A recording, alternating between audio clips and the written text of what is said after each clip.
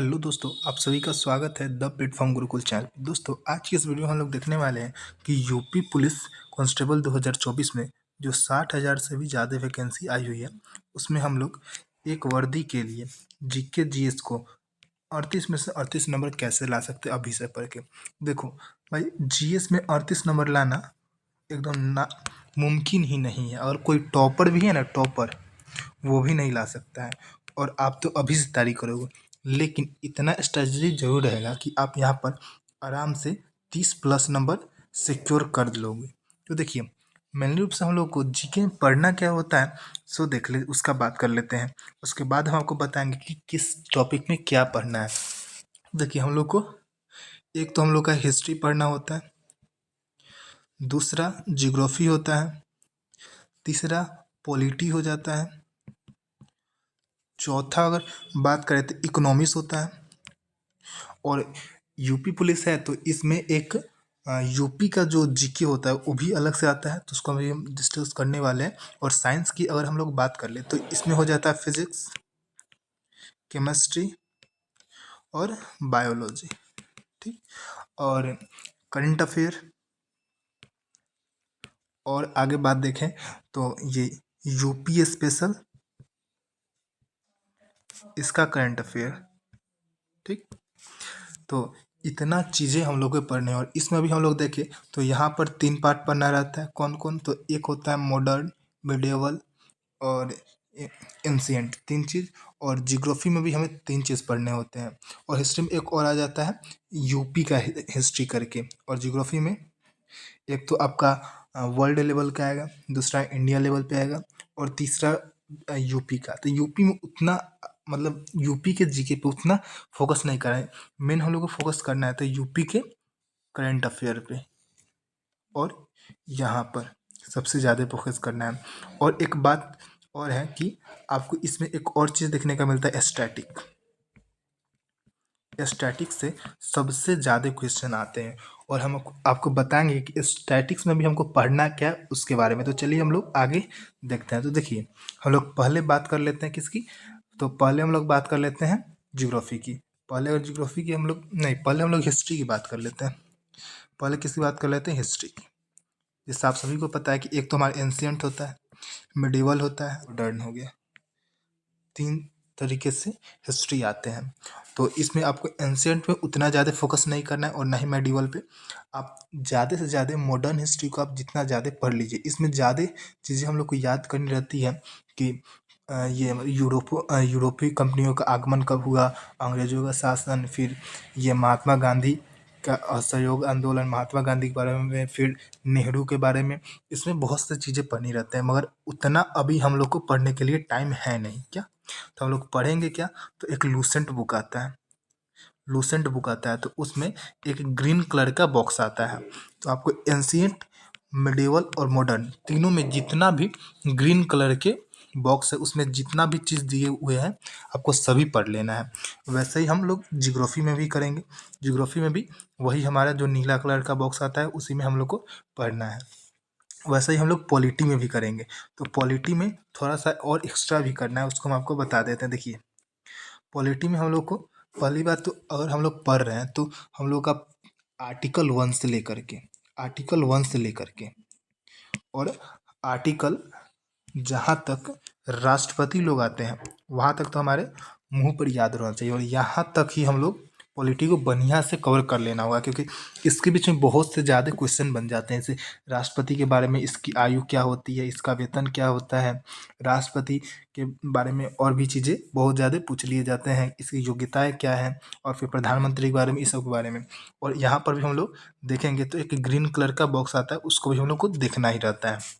और बात करते हैं इकोनॉमिक्स की, तो इकोनॉमिक्स को हम लोगों को पढ़ना ही नहीं, इसको छोड़ ही देना है। इकोनॉमिक्स से इक्का दुक्का क्वेश्चन आ जाता है, 0 से 1 के बीच में ही क्वेश्चन आएगा, तो इसके लिए उतना मेहनत हम लोग को करना है नहीं।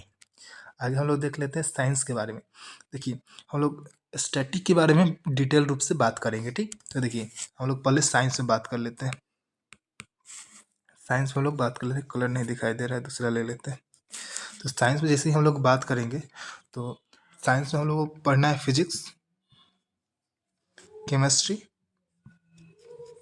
और बायोलॉजी। ये 3 चैप्टर पढ़ने हैं और इसमें भी सबसे ज़्यादा पढ़ना है हम लोग को बायो को लेकर के, इसको सबसे ज़्यादा इसको पढ़ना है। उसके बाद हमको पढ़ना है फिजिक्स को। केमिस्ट्री को अगर आप नहीं भी पढ़िएगा तो चलेगा, लेकिन सबसे ज़्यादा क्वेश्चन हमारे बायो और केमिस्ट्री से ही आते हैं, मतलब फिजिक्स से ही आते हैं। बायो में भी आपको बता दें तो एनिमल किंगडम के बारे में करना है, और दूसरा ये प्लांट किंगडम के बारे में, ठीक, प्लांट किंगडम के बारे में हमको पढ़ना है। इसमें सबसे ज़्यादा क्वेश्चन इन्हीं दोनों से बनेंगे बायो में। और तीसरा एक चीज़ देख लीजिएगा, बायो का वर्गीकरण जो होता है ना, कि बायो को बायो के जो फादर है वो कौन है, या फिर बायो में ये बायो में होता है कि एनिमल किंगडम किसने, मतलब इसके फादर कौन है, प्लांट किंगडम के बारे में। तो इसके बारे में रूप से हमको पढ़ना है, ज़्यादा नहीं पढ़ना है, इसमें एनिमल और प्लांट किंगडम बहुत ही अच्छे तरीके से पढ़ के चलना है। और जो फिजिक्स है, तो फिजिक्स में हम लोग को मात्रक एक चैप्टर होता है, मात्रक। आपको पूरा एसआई मात्रक आपको याद रहना चाहिए। और दूसरा हम लोग बात कर लें तो फिजिक्स में ही तो एक होता है reflection of light, reflection of light, एक होता है रिफ्रैक्शन ऑफ लाइट। आपको ये दोनों ही पढ़ना है। हिंदी में बता दें तो प्रकाश का परावर्तन और प्रकाश का अपवर्तन, ये दोनों चैप्टर को बहुत ही अच्छे से पढ़ के चलना है। और आगे हम लोग का बात करते हैं स्टैटिक के बारे में। तो सबसे ज़्यादा वेटेज कोई सब्जेक्ट का अगर जीके में है तो वो है हमारा स्टैटिक्स। स्टैटिक्स में पढ़ना क्या होता है कि देखिए, हम आपको बताते हैं स्टैटिक। तो स्टैटिक में हम लोग को पढ़ना है कि एक ये रोजगार वित्त अंकित का बुक है, रोजगार वित्त अंकित का, ठीक। तो उसमें एक सर है, नवीन सर, कौन है, नवीन सर। तो वे एक अभी हाल ही में एक बुक निकाले हैं, जीएस निधि करके, जीएस निधि करके। तो आप इस बुक को ले सकते हो स्टैटिक्स के पार्ट के लिए, बहुत ही अच्छा बुक है। आप यहाँ पर जाओगे तो ऑब्जेक्टिव की तरीके से रहता है, 1 नंबर में ये है, 2 नंबर में ये है, और नीचे एक्सप्लेनेशन दिया हुआ है, बहुत ही अच्छे तरीके से दिया हुआ है इसमें एक्सप्लेनेशन के साथ। तो आप उस बुक को प्रेफर कर सकते हैं। और नहीं तो इसमें पढ़ना क्या है सो हम बता देते हैं। तो आपको सबसे पहले तो आपको पढ़ना है डांस के बारे में। सबसे पहले क्या पढ़ना है, डांस के बारे में। और दूसरा बता दें कि घराना, कौन किस घराने से है। और तीसरा बता दें फेस्टिवल, फेस्टिवल के बारे में पढ़ना है। और आगे हम लोग को आपको बता दें तो उसमें आपको पढ़ना है कि ये सबसे ज़्यादा भी आ रहे हैं तो जनगणना, जनगणना से लेकर के हम लोग का प्रश्न होता है। जनगणना कब का था, 2011 का जनगणना। इसको आप जितने ही अच्छा तरीके से रटिएगा, आपको 1 से 2 क्वेश्चन आपको मिलने ही मिलने हैं हर शिफ्ट में। इस बार 4 शिफ्ट में एग्जाम होने वाला है, तो आप इसका फ़ायदा बहुत जल्दी उठाइए, क्योंकि आपको इसमें नॉर्मलाइज में भी मार्क्स अच्छा खासा मिलेगा। तो इसमें से 1 से 2 क्वेश्चन तो पक्का हर शिफ्ट में आने ही हैं। और दूसरा हम लोग का 5 ईयर प्लान, यानी कि पंचवर्षीय योजना, पंचवर्षीय योजना को लेकर के आता है। इसको भी आप बढ़िया से रट जाइएगा। और आगे हम लोग स्टैटिक्स पास में देख ले तो आपको हम बता दिए हुए हैं कि डांस, घराना, फेस्टिवल, जनगणना, पंचवर्षीय योजना और बुक एंड ऑथर। क्या, book and author, book and author से लेकर के आपको इसमें क्वेश्चन देखने के रहते हैं। 1 से 2 क्वेश्चन इससे भी आते ही आते हैं। और दूसरा हम आपको बता दें कि ये जो हमारे का शास्त्रीय नृत्य है, शास्त्रीय नृत्य, और दूसरा स्टेट नृत्य, स्टेट नृत्य। जैसे कि हम आपको बता दें स्टेट नृत्य में आपको पढ़ना क्या है कि जैसे होता है कुचिपुड़ी, ये कहाँ का नृत्य है, तो कुचिपुड़ी हम लोग याद किए हुए हैं कि ये हमारा कुचिपुड़ी। तो हम लोग इसको ट्रिक से याद रखें, कच्चा पूरी कहाँ का है, कच्चा पूरी तो आंध्र प्रदेश का, आंध्र प्रदेश का।